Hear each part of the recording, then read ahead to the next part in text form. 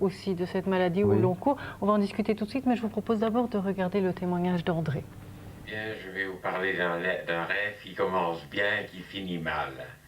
Et j'aperçois dans le train une très jolie fille, une fille magnifique, et il y a une foule énorme dans les rues, il y a une espèce de carnaval, il y a des gens qui dansent, il y a des gens qui boivent comme des trous, il y a des gens qui font la fête, et on se ferait un passage parmi cette foule, et moi je suis gagné. Depuis 1 an et demi, André fréquente le Code, un centre de jour pour adultes touchés par la maladie mentale.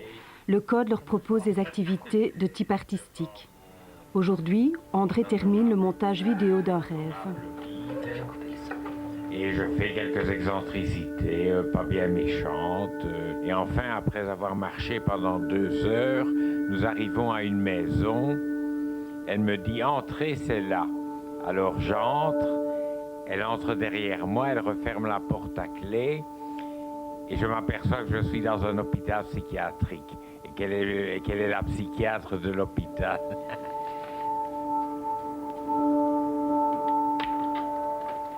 Je rêve beaucoup d'institutions psychiatriques. Que j'y suis enfermé, c'est le moment de l'enfermement dans les institutions, quand on me met la main dessus et qu'on m'enferme. Ce sont des choses que vous avez vécues et qui reviennent. Vécues et qui reviennent, oui. Mais j'étais colloqué pour la première fois en 71, donc j'ai fait mon entrée dans la cour des fous en 71. Parce que je m'habillais en Maharaja et que je dépensais tout mon argent et tout cela. Vous aviez quel âge à ce moment-là? 24 ans. Vous aviez une vie professionnelle? Oui, j'étais prof, mais c'était ma vie professionnelle contribuait à me rendre malade. Vous étiez professeur de? Français, histoire, latin. Je devais enseigner des idioties à des gens qui s'en foutaient pas mal.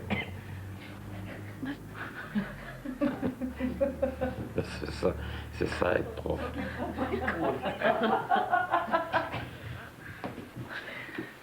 Et il y avait un pavillon disciplinaire.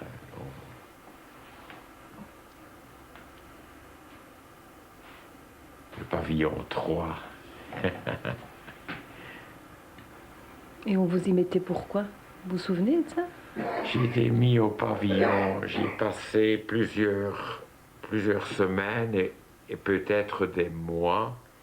Dans ma mémoire, ça équivaut entre 1 mois et 2 mois, attaché par les pieds, avec des ceintures de cuir qui me faisaient des plaies dans les chevilles, dans ma merde, dans ma pisse, parce que j'avais menacé de casser une chaise.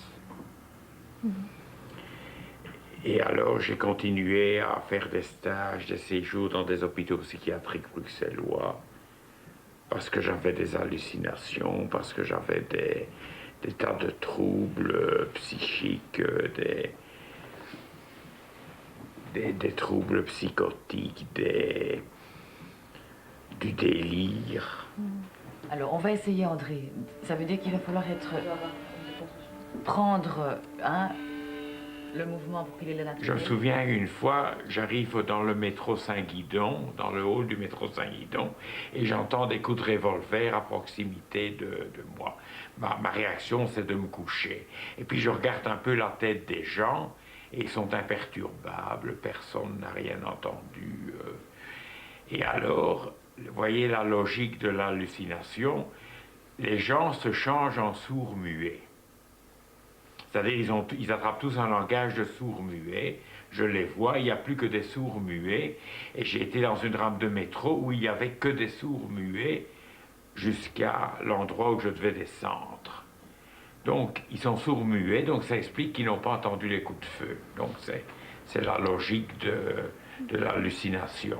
Mais justement, au moment où vous êtes envahi par ces hallucinations, vous ne pouvez pas les couper en disant... J'ai essayé 1000 fois, ça ne va pas. Ça ne va pas. Il faut les subir. Je ne sais pas prendre mes distances vis-à-vis d'elles. Ça prend trop de place, c'est trop intense.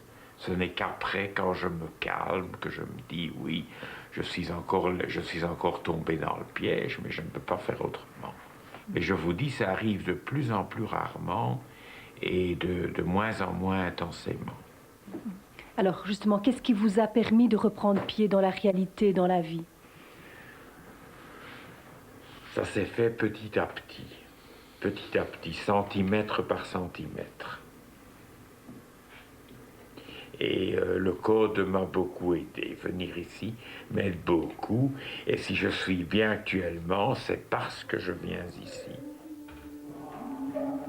Je suis un peu sous le coup des souvenirs évoqués. Mais... Non, parce que j'aime bien, c'est quand André nous raconte ce qu'il lit dans le vol des mouches. Hein? Dans quoi? Dans le vol des mouches. Dans le vol des mouches. Ah oui, j'essaie de comprendre le vol des mouches.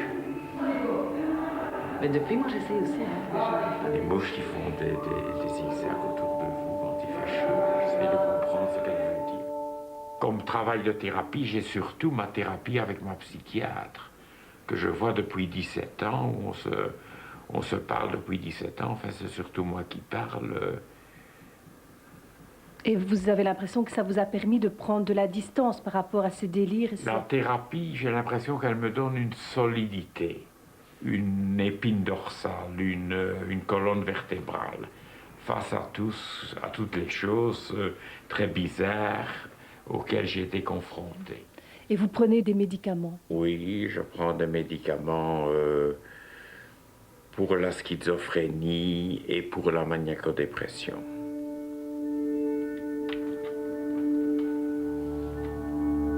Ma vie était épouvantable jusqu'à 43 ans. Et puis, à 43 ans, j'ai commencé à me transformer vers un bien-être et vers un mieux-être.